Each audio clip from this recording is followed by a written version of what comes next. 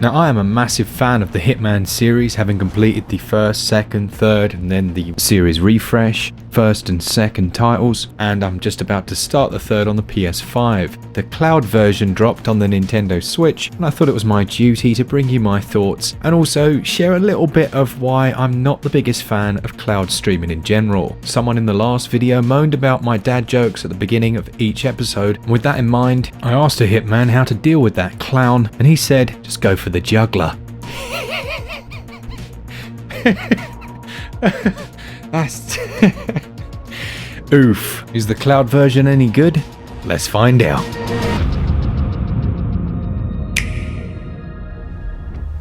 The first thing you'll be made abundantly clear of is just how bad your internet connection is. Now, I have a 5G 150 meg connection, which here in the UK is pretty decent, although Virgin Media, yeah, not so much. And after an initial slightly bumpy setup whereby it kept stuttering out and then kicking me out of the game, I managed to relocate my entire gaming setup so it was closer to the router and things seemed to improve. Have established. You exhibit an unusual... Now, having made my way through number 2 on the PlayStation 5, I can tell you that the Nintendo Switch version in terms of that visual quality is okay. Because of the Nintendo Switch, it won't render to a 4K TV with the resolution you'd really hope to see, and as such it still maintains a classic blurriness, despite the graphics underneath everything being quite high res. Now, that being said, where the Nintendo Switch really shines is in handheld mode with titles like this, as over the small screen in handheld it looks very nice indeed. Real-time shadows remain, real-time reflections, decent anti-aliasing, good geometry, the lighting's intact, and there's a good amount of destructibility within the world, but what you'll notice straight away is the input latency. It's just high enough to be an irritation. Even when you're moving the camera around, you'll notice that quarter-second delay on all of your actions. Now, for the most part, it's okay and you can still enjoy the experience, but when it comes to eventually going for the headshots and things like that, you can see they've included a heavy amount of lock-on to try and mitigate some of the potential frustrations that would cause.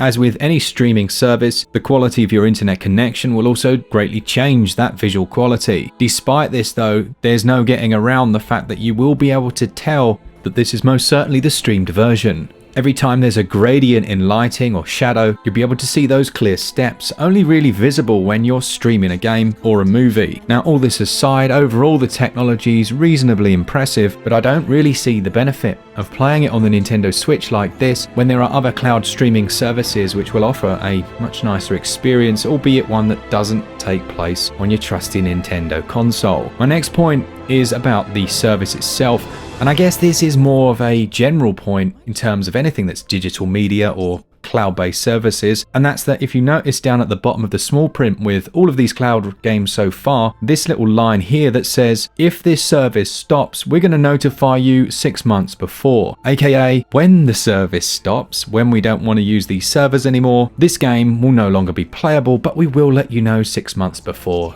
so you can count down the days. Now, I understand this isn't new to the Nintendo Switch in terms of streaming, and certainly as a digital only buyer myself, I know the potential mistake that I'm making by doing so, as there will come a day when all of these services shut down, and what will I be left with other than a handful of SD cards? The convenience though is so real, but here I think you're owning even less. Essentially, your purchase price is renting their bandwidth and servers for a finite amount of time, and if you're happy with that, then crack on. It is a way you can play the game. It's not one that I'll be doing, and it's certainly not a way that I really enjoy on the Nintendo Switch. I actually would prefer a heavily graphically balked version of the title that was native and on a cartridge, but that's just me. Then there's the price.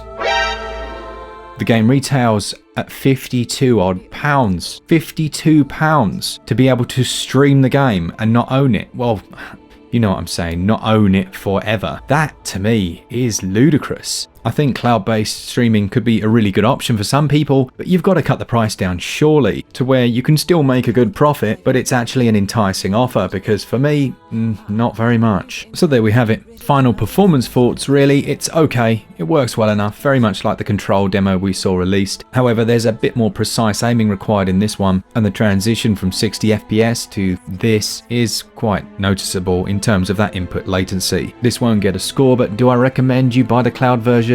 No, I really don't. I'd be interested to hear your thoughts on Nintendo Switch purchases of cloud streaming games. I know not everyone will agree with me, and for some reason some people will take offense to the fact that I've said this isn't a very good way to play the game, but hear me for what I'm saying. I think for whatever reason the Switch doesn't quite do the technology justice just yet, and I am under no illusions that it will be a big part of gaming in the future. A big thanks to our patrons who support us each and every month.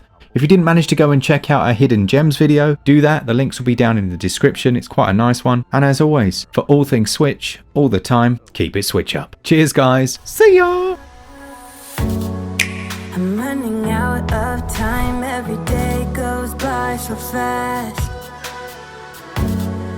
and every moment counts, baby. I don't wanna miss a thing. We can sleep under the stars, we can sleep under the stars, or hang out in hotel bars, driving somewhere in your car. We can sleep under the stars, we can sleep under the stars, under the stars.